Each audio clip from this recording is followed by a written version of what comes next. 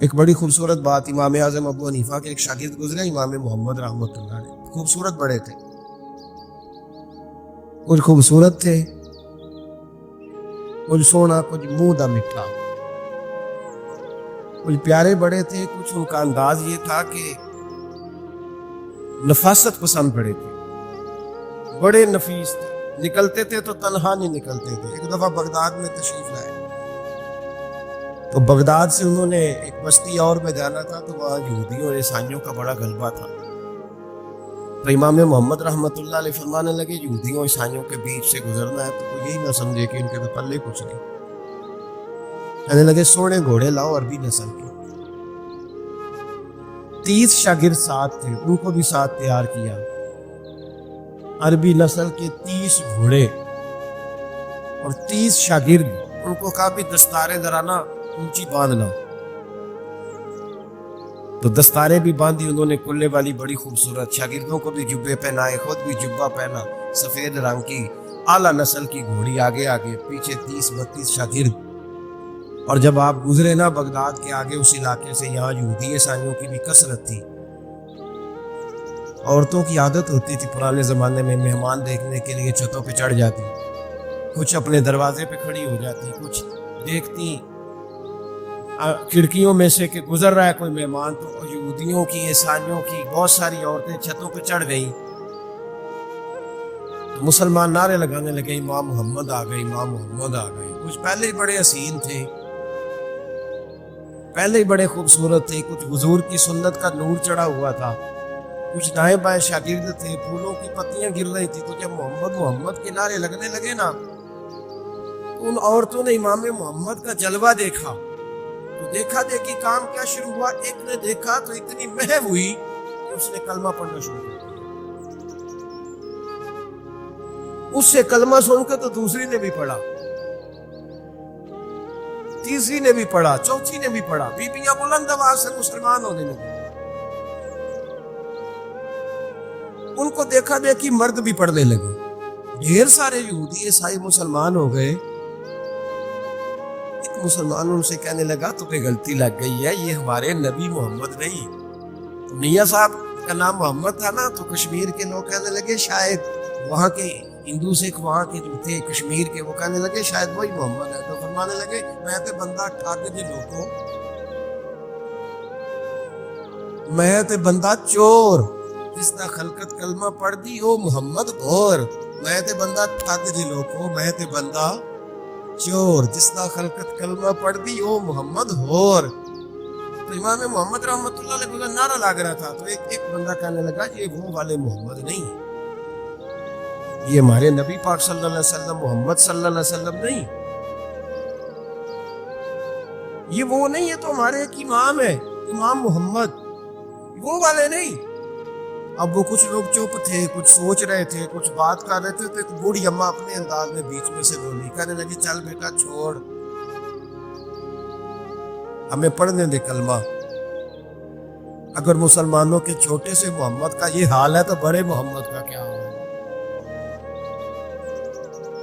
وہ پڑھنے دے ہمیں کلمہ، یہ حال ہے ان کے غلاموں کا تو سرکار کا عالم کیا ہو۔ تو امام محمد کی چال نکلی، بتانا یہ چاہ رہا تھا کہ امام محمد رحمۃ اللہ علیہ سے ایک بندے نے ایک مسئلہ پوچھا، اس نے کہا حضرت صاحب میں گیا تھا منڈی، وہاں سے لایا ہوں ایک ٹوکری آم کی اور ایک ٹوکری سیب کی، ہمارے یہاں کا کریٹ کہتے ہیں اس کو، تو میں وہ لے کے آیا ہوں، اب میں نے جب گھر میں لا کے اس کو کھولا ہے نا تو آدھے صحیح نکلے ہیں، ہوتا ہے نا جی اللہ خیر کرے، جو دیانتدار تاجر ہے اللہ آج کل مہربانی فرمائے، وہ ہمارا ریڑھی والا بھی بڑا ایماندار ہے، ہم کیا کریں صدر کی بات، وہ بھی سامنے تگڑے ہوتے ہیں اس نے آگے لگائے، اور جو تھوڑے سے نکمے ہوتے ہیں وہ اندر والی سائڈ پہ دیوار کے اندر رکھے ہوتے ہیں، کیا کیا جائے، ہم کیا سیاستدانوں کی کرپشن کی بات کریں گے، یہاں تو معاملہ بڑا گڑبڑ ہے نیچے سے لے کر۔ تو کہا حضور میں نے وہ کھولی ہے نا پیٹی، وہ ٹوکری جب میں نے کھولی ہے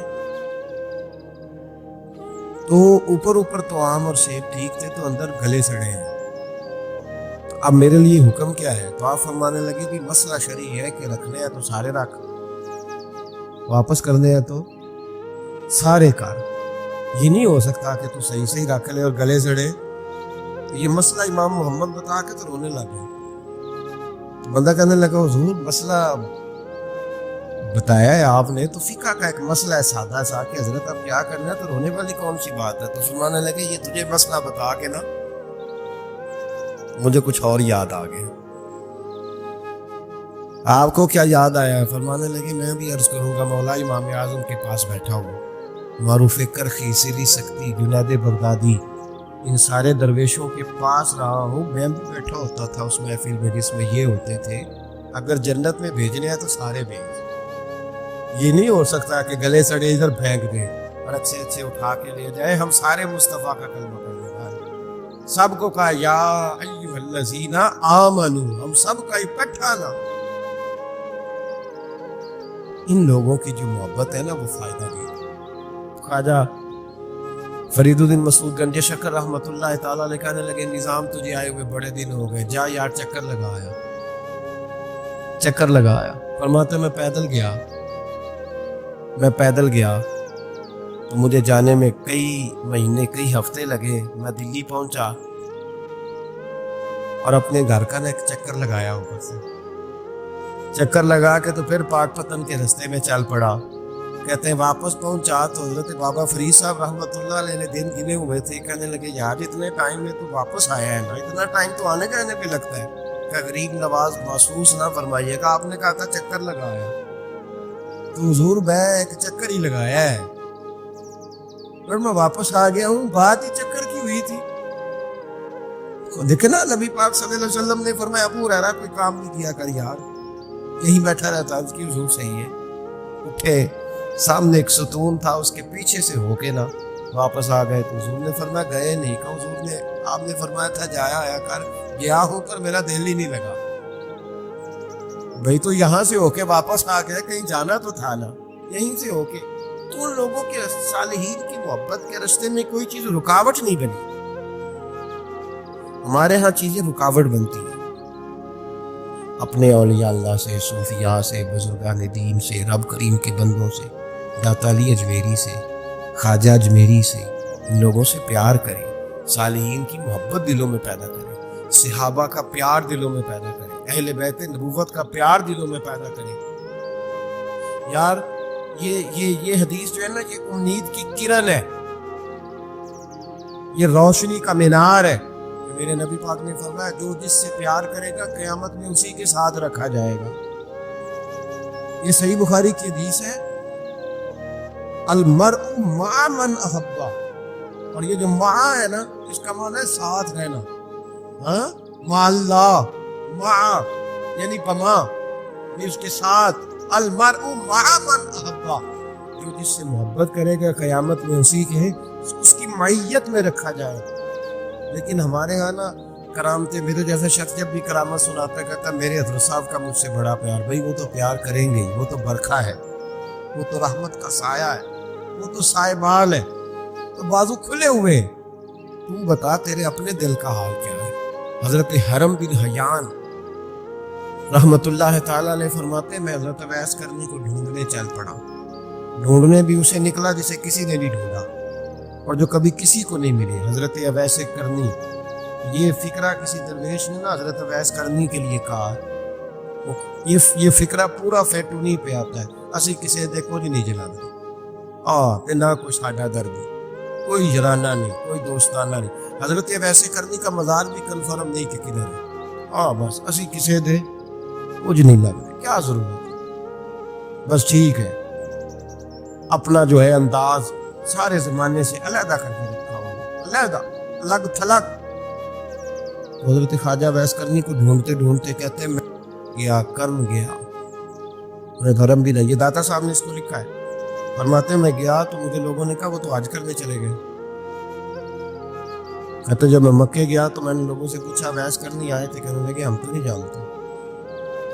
یہ تو میرے جیسے لوگ ہوتے ہیں نا جن کی تصویریں زیادہ نکلتی ہیں تو جن کی ویڈیو زیادہ ہوتی ہے تو لوگ زیادہ جاننے لگتے ہیں، ورنہ رب کریم کے بندے تو چھپے ہوئے चक्कर में पड़े ही नहीं, कौन अवैस कर ले। उन्होंने कहा कि हजरत अवैस करनी, चेहरे पर बर्स के दाग हैं, कमजोर सा वजूद है, दाढ़ी ज्यादा घनी नहीं। जब हालात बताए तो कहने लगे इस तरह के एक शख्स आया था, उसने तवाफ किया था, पहले भी दुनिया करती है, पर जब उसने किया है ना तो उसके तवाफ में वो खुद भी रोया है और भी बड़े रोए हैं। वो जब हजर अस्वद पे आया है तो रंग बदलता देखा है। कहा वो किधर गए? कहने लगे पूरा नहीं पता, इतना जरूर खबर है कि उनके अंदाज बताते थे कि अब मदीने जाएंगे।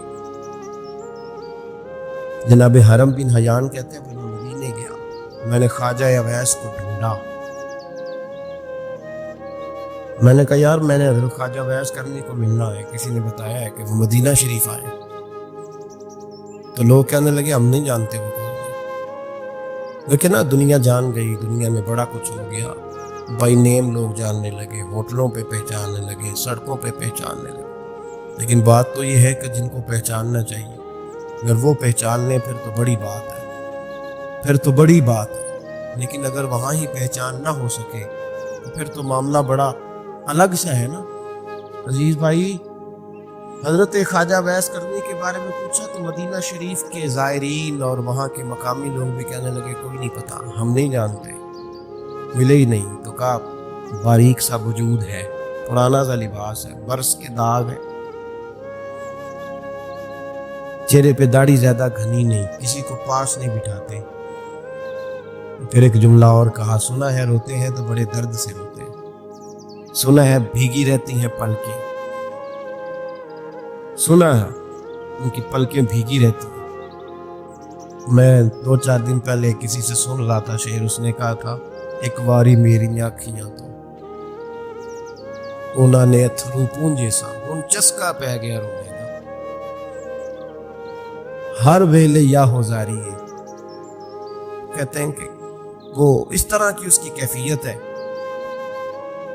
कहते मैंने कहा यार वही तो अवैस करनी थी, किधर गए? कहने लगे कोई खबर नहीं। जब वो आए हैं तो उनके आने का अंदाज ही निराला था। सिसकियां और आहें निकल गई उस शख्स की जब वो मदीने आया। हजरत हरम बिन हयान कहते मैं ढूंढता रहा, तलाश करता रहा, फिर मैं उनको ढूंढते ढूंढते इराक में आया तो नहर फुरात के किनारे एक कमजोर से आदमी को रेत के टीले पर बैठ के वुजू करते देखा।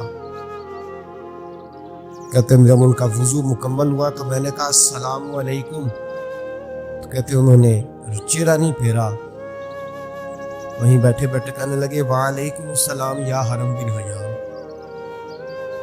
या हरम बिन हयान वालेकुम अस्सलाम। कहते मैंने कहा कि मन अंता आप कौन है? तो कहने लगे वही हूँ जिसे तुम मक्के और मदीने ढूंढता रहा। तो कहते मैंने कहा हुजूर आप मेरा नाम कैसे जानते हैं? बड़ा खूबसूरत जुमला है, अल्लाह करे आपको जी याद रहे, सबक कभी ना भूलो, ये सबक कभी ना भूलो।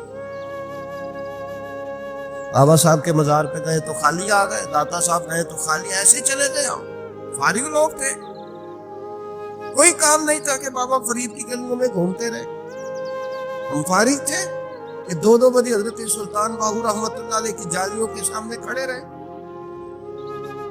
हमको पत्थर चाटने वाले लोग थे, आधी आधी रात बीत गई और हम बुजुर्गान करमा वाला शरीफ खड़े रहे। ये कैसे हो गया कि मुहद्दिस आदम के मजार पे खड़े रहे? ऐसी ही कोई बात थी? हजरत वैसे करनी बोलकर फरमाने लगे, कहने लगे क्या कहा तूने कि मैं तुझे कैसे जानता हूँ? फरमाने लगे तू मुझसे प्यार करता है, आरिफ तू रूही मेरी रूही का, मेरी रूह तेरी रूह की जानने वाली है। ये रूहों का रिश्ता है, ये खता नहीं जाया करता। आरिफ तू रूही रूही का, मेरी रूह तेरी रूह को जानती है। ये कैसे हो गया? वो ऐसे लोग थे, तू इतनी जगह मुझे तलाश कर आया और मैं तुझे जानू ना, ये कैसे हो सकता है? ये कैसे मुमकिन? तू ढूंढता रहा गली गली और मैं कहूँ कि मैं तुझे जानता नहीं। फरमाया हरम बिन हयान में, हाँ मैं दुआ करता हूँ अल्लाह की बारगाह में कि रब करीम मुझे और तुझे जन्नत में इकट्ठा कर दे। कहते हैं जब उन्होंने ये दुआ की तो वो चल पड़े। मैंने कहा हुजूर कहाँ जा रहे हो? फरमाने लगे मेरा पीछा न करना, मैं किसी और मंजिल का मुसाफिर हूँ। اور جس رستے میں چل رہا ہوں نا، ان منزلوں پہ ساتھ نہیں کسی کو لیا جاتا. یہ میری اپنی ذاتی منزل ہے، اس میں پاؤں پہ چھالے ذرا سخت ہوتے ہیں. ہر آدمی کا کام نہیں یہاں چلنا، تو مجھے تنہا رہنے دے اور مجھے اپنی مرضی سے چلنے دے. کہتے میں نے منت کی تو کہنے لگی بس تم نے جدوجہد بڑی کی تھی تو تیرے ساتھ ملاقات کر لی، تجھے پہچان لیا، تیرے ساتھ بات کر لی، ورنہ میں کہہ چکا ہوں اسی کسے دے کچھ نہیں لگ دے. اسی لیے میں نے حضرت غالباً امام شورانی رحمۃ اللہ علیہ کے حوالے سے پڑھا ہے کہ قیامت کے دن جب حضرت ویسے کرنی جنت میں جائیں گے تو ممکن ہے اس وقت بھی لوگوں کو دیدار نہ کرایا جائے، بلکہ امام شورانی کہتے ہیں اللہ 70,000 فرشتے ان کی شکل کے پیدا فرمائے گا اور ان کے جھرمٹ کے اندر چھپا کے انہیں جنت میں داخل کرے گا. ملاقات کس سے ہوگی؟ صرف انہی سے ہوگی جن کے لیے انہوں نے زندگی گزار دی. یا خدا سے ملیں گے یا مصطفیٰ کریم سے ملیں گے. یہ بولو تو محبت کریں، صالحین کا پیار، ایک لوگوں کی محبت، صالحین کی محبت رستہ آسان کرتی. کوئی شک نہیں کہ زمانے میں سارے لوگ اچھے نہیں ہوتے، برے لوگ بھی آئے ہیں مارکیٹ میں، ہوتے، ہم لوگ الجھ گئے ہیں. بہت بڑے قیدی ہیں اپنے آپ کے، بڑے قیدی ہیں، سارا دن اپنی خواہشات کی تکمیل میں بھاگے رہتے ہیں. بڑے بڑے سونے نوجوان، میں ان پہ تنقید نہیں کرتا، مجھے ان پہ ترس آتا ہے. جب میں رات کے اندھیروں میں انہیں ٹیلی فون لے کے چوکوں میں کھڑے دیکھتا ہوں تو مجھے رحم آتا ہے. میں کہتا ہوں دیکھو نفس کی خواہش کے پیچھے یہ کیا مثلا آخر کیا ہے اس میں؟ ایک عورت کے پیچھے تباہ کر لیا اپنے آپ، یعنی زیادہ سے یہ کوئی مقصود ہے؟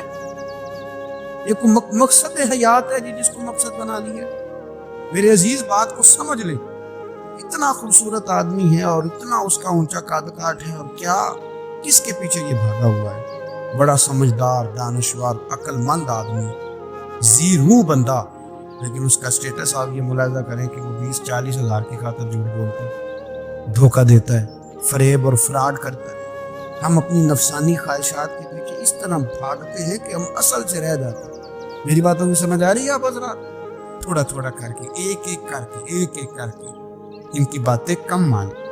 ضروری تو نہیں نا کہ سویرے ناشتہ بازار سے اپنی مرضی کا تگڑا کیا، بازار سے لا پوڑیاں چنے بہترین کھائے، اور پوڑیاں چنے ابھی کھائے نہیں، شاپر میں ڈالے ہوئے ہیں، اور وہ لے کے ابھی آ رہا ہے. ساتھ ہی رستے سے گوشت بھی چھوٹا اچھا لگا تو 2 کلو وہ بھی لے آئے کہ پوڑیاں چنے کھاؤں گا اور دوپہر کے لیے گوشت پکاؤں گا. اور پہلے یہ تو کھا لے صاحب، اس سے تو نجات پا لے. یہ پتہ نہیں ہضم ہوتا ہے کہ کچھ اور کرتا ہے تیرے ساتھ، لیکن وہ گوشت بھی ساتھ لے آئے. یعنی ٹیبل پہ، ناشتے کے ٹیبل پہ بیٹھ کے فیصلہ ہو رہا ہوتا ہے کہ ہم نے کیا کھانا ہے، ہم نے کدھر جانا ہے. سنگیو یاد رکھو، باتوں کو سمجھو اور غور کرو. یہ تھوڑا تھوڑا کر کے جب ہم چھٹکارا حاصل کرنے کی کوشش کریں گے نا، چھٹکارا حاصل کرنے کہیں جگہ سے، اس جگہ سے اگر آپ کو تنبیہ ہوتی ہے نا، تنبیہ، اس میں بھی بڑا مزہ آتا ہے. اس میں بڑا، ہمارے ایک بزرگ تھے تو ایک دن نا میں گیا تو کہنے لگے الحمدللہ آج میں بڑے سکون میں ہوں. میں نے کہا جی وہ کیا ہوا؟ کہنے لگے میں اپنے آپ کو بڑا پیر صاحب سمجھنے لگ گیا تھا. تو ایک بابڈا کے کسی آدمی سے کام تھا تو میرے ایک دوست نے مجھے کہا کہ پیر صاحب اس کو ٹیلی فون کر دیں، سنا ہے آپ کا عقیدت مند ہے. میں نے اس بندے کو ٹیلی فون کیا تو کہتا ہے پیر صاحب میں عزت آپ کی بڑی کرتا ہوں پر یہ کام نہیں ہو سکتا.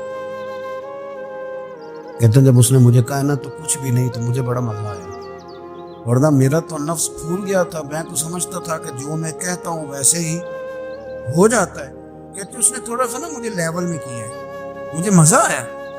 یہ لوگ نا اپنے اوپر بوجھ ڈالتے تھے، یہ تھوڑا تھوڑا پیچھے ہٹتے تھے، یہ سمجھتے تھے کہ اس طرح تمہاری تکمیل رہ جائے گی. صبح سے شام تک اگر اسی نفس کی باتیں مانتے رہیں گے تو خرابی کرے گا. دولت کا نشہ ہے بھائی، دولت کٹھی کرنے والا کسی جگہ سیر نہیں ہوتا. حسن کا نشہ ہے، حسن کا نشہ ہے. حضرت ابوبکر شبلی رحمۃ اللہ علیہ فرمایا کرتے تھے جو تیری بیٹی کو خوبصورت سمجھ کے اس کے ساتھ نکاح کرنے تھے اسے بیٹی نہ دینا. حضرت جی کیوں؟ فرمایا حسن تو تھوڑے دن کے بعد ختم ہو جائے گا، پھر وہ اس کی قدر نہیں کرے گا، وہ تو کہیں اور منہ مارتا پھرے گا. ابوبکر شبلی رحمۃ اللہ تعالی علیہ کی بیٹی خوبصورت تھی. ایک نوجوان کہنے لگا میرا نکاح کر دیں. آپ فرمانے لگے پتر تو 1 مہینے کے بعد آنا، کر دوں گا، بڑی موٹی تازی خوبصورت صاحبزادی۔ تو حضرت نے اسے دوائی کھلائی، اسے پخانے لگ گئے، جو پخانا کرتی ایک مٹکے میں سنبھال دیتی۔ تھوڑا وقت گزرا تو وہ ہڈیوں کا پنجر بن گئی، مہینے بھر میں دست اتنے آئے کہ کمزور ہو گئی۔ تو ابو بکر شبلی 1 مہینے کے بعد نوجوان کو بلایا، فرمایا ادھر آ، تیرا نکاح کرو۔ بچی دکھائی تو وہ کمزور بستر پہ پڑی، فرمایا شادی کر، کہنے لگا اس سے نہیں میں نے کرنا۔ فرمایا یہ وہی ہے، کہنے لگا جی نہیں۔ فرمایا تو کہتا تھا مجھے عشق ہے، ادھر گیا تیرا عشق؟ کہنے لگا حضرت صاحب آپ کیسی بات کر رہے ہیں؟ فرمایا ادھر آ۔ پھر مٹکا جس میں گند رکھا تھا وہاں لے گئے، فرمانے لگے تیرا اس کے ساتھ عشق تھا، یہ ہے تیرا عشق۔ فرمایا تو میں 4 دن روٹی کھلاؤں گا پھر تندرست ہو جائے گی، لیکن میں دیکھنا چاہتا تھا کہ تو میری بیٹی سے پیار کرتا ہے یا اس کے چہرے پہ آنے والی کچھ وقت کے لیے سرخی سے پیار کرتا ہے، اس لالی سے پیار کرتا ہے جو جوانی کے وقت بچوں اور بچیوں پہ آتی ہے۔ کس چیز کے دل دادی؟ یعنی کیا مطلب؟ نفس کی غلامی، سراسر غلامی، اور پلٹ پلٹ کی اور بڑے بڑے سیانے بندے چھوٹی سی خواہش کی، بڑا سمجھدار آدمی، بڑا سیانا بندہ۔ میں ایک بڑے بزرگ عالم تھے، میں ایک دفعہ ملنے گا تو پائے پکا رہے تھے، خود پائے پکا رہے تھے، تو وہ بڑے پیار کی بات ہوتی ہے نا، تو تامت باندھی ہوئی اور بڑی جناب خستہ حالی، اور وہ پائے پکا رہے ہیں۔ تو میں نے ان سے کہا، میں نے کہا حضرت جی پائے تو کسی اور نے بھی پکا لینے تھے، آپ بخاری لے کے بیٹھتے، چلو میری طرح کا کوئی بندہ آپ سے استفادہ بھی کر لیتا۔ اب پائے آپ لائیں گے، پھر پکائیں گے، پھر آپ کھائیں گے، تو یہ تو 24 گھنٹے آپ کسی کام میں گزر جائیں گے۔ یہ چھوٹی سی خواہش کے، میں کسی چیز کو حرام نہیں کہہ رہا، قرآن پاک کی جو آیت پڑھی ہے صرف اس کی تفسیر آپ کے سامنے عرض کر رہا ہوں۔ ہماری خواہشات ماں پالتی ہے، آپ کو نہیں پتا کتنے دکھ سہتی ہے۔ میں ان ماؤں کو جانتا ہوں جو بیٹے کے حصوں کی مار بھی اس کے ابے سے کھاتی ہیں، مار کھاتی ہوں۔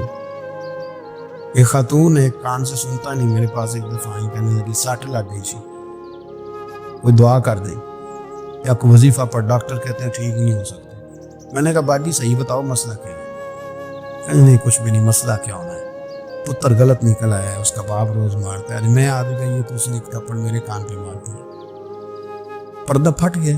مائیں مار کھاتی ہیں، لیکن وہ پتر جس کو بڑی محنت سے پالا ہے، وہ جوان ہوتا ہے تو اماں سے کہتا ہے تجھے چھوڑ دینا ہے، پر جس لڑکی سے میرا ٹیلی فون پہ رابطہ ہے اسے نہیں میں نے چھوڑنا، وہ نہیں چھوڑ سکتی، ہر شے کچل جاتا ہے وہ۔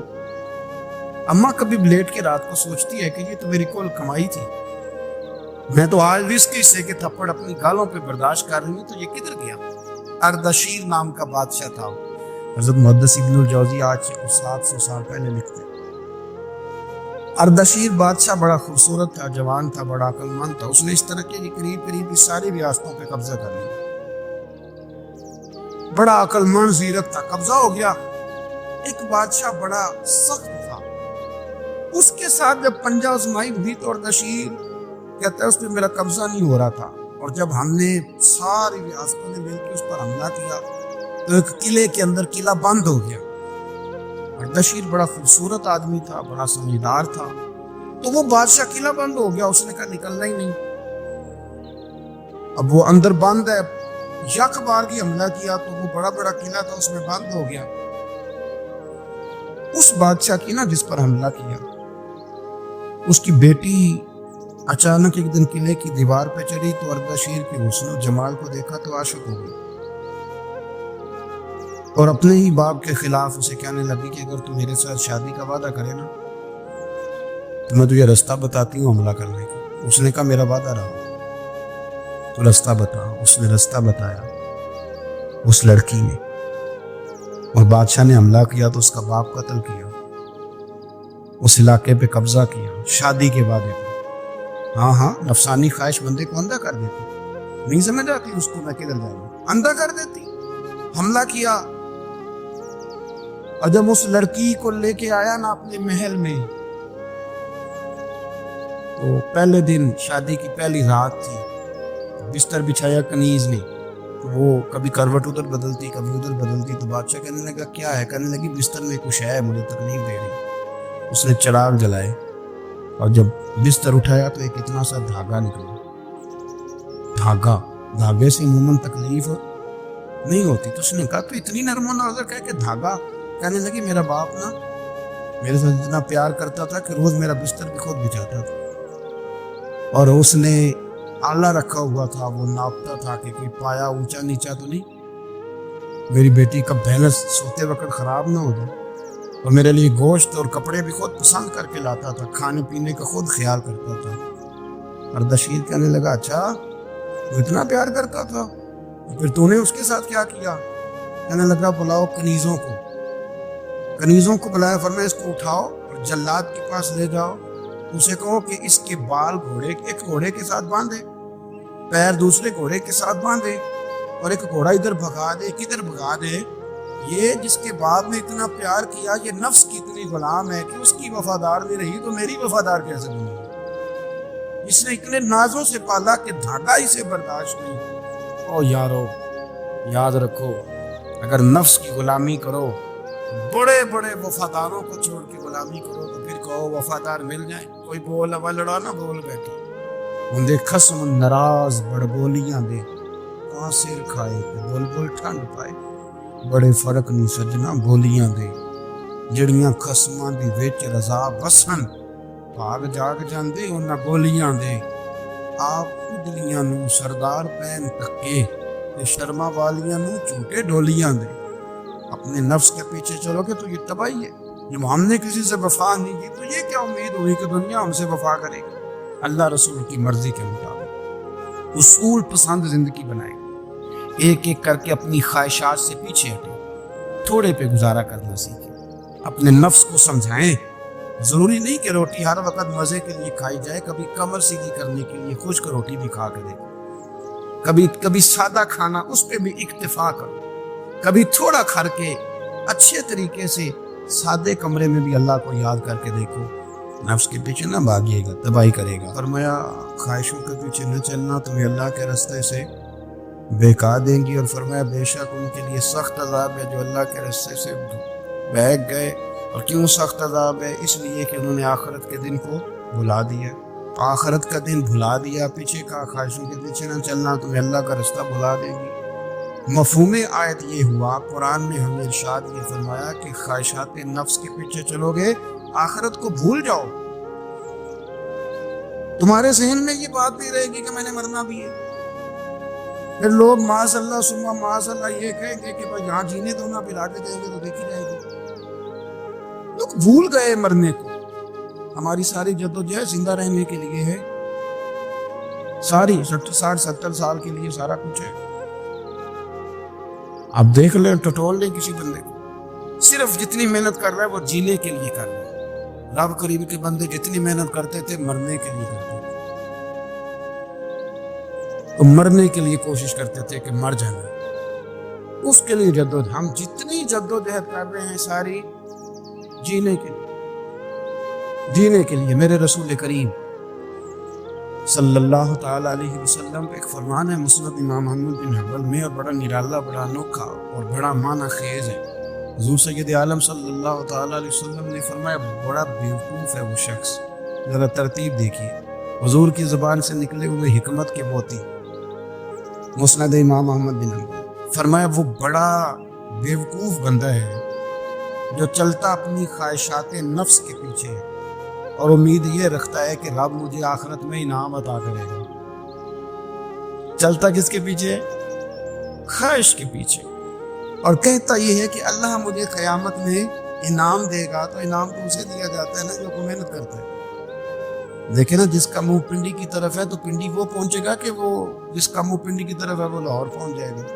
منہ پنڈی کی طرف کرنا اور خواہش لاہور کی رکھنا، منہ کر لینا لاہور کی طرف اور خواہش پنڈی کی رکھنا، تو بھیا یہ تو نہیں نہ ہوگا۔ پیچھے جو چلے خواہشات نفسانیہ کی، ہمارے ہاں نا بہت بڑا رٹا ہے۔ آپ یقین کریں، میں اکثر کہتا ہوں، میں یہ کہا کرتا ہوں کہ ہمیں نا اپنی مرضی کا سارا کچھ چاہیے، اپنی مرضی کا سارا کچھ۔ ابا جی بھی اپنی مرضی کے، بچے بھی، استاد بھی، پیر صاحب بھی، پیر صاحب بھی، یعنی میری مرضی کی ہونی چاہیے، بھائی وہ پیر صاحب ہے یا تو تم اس طرح کرنا کہ تم خود پیر بن جا، وہ بھی میری مرضی کا، ہر شے میری مرضی کی۔ بلکہ قرآن مجید کے 13ویں پارے میں تو رب فرماتا ہے لوگوں نے نفس کی خواہش کو خدا بنا لیا، نفس کی خواہش کو خدا بنا لیا، اس کے پیچھے بھاگتے ہیں۔ اپنی خواہشات تھوڑی تھوڑی کم کریں، زندگی میں تھوڑی کم کریں۔ پرانے کپڑوں پہ بھی ایک سیزن نکال کے دیکھیں۔ ایک وقت کا کھانا جو اپنا آپ کا من بڑا چاہ رہا ہے نا، تو ایک وقت کا کھانا صرف اللہ کی رضا کے لیے کسی غریب کو دے کے دیں۔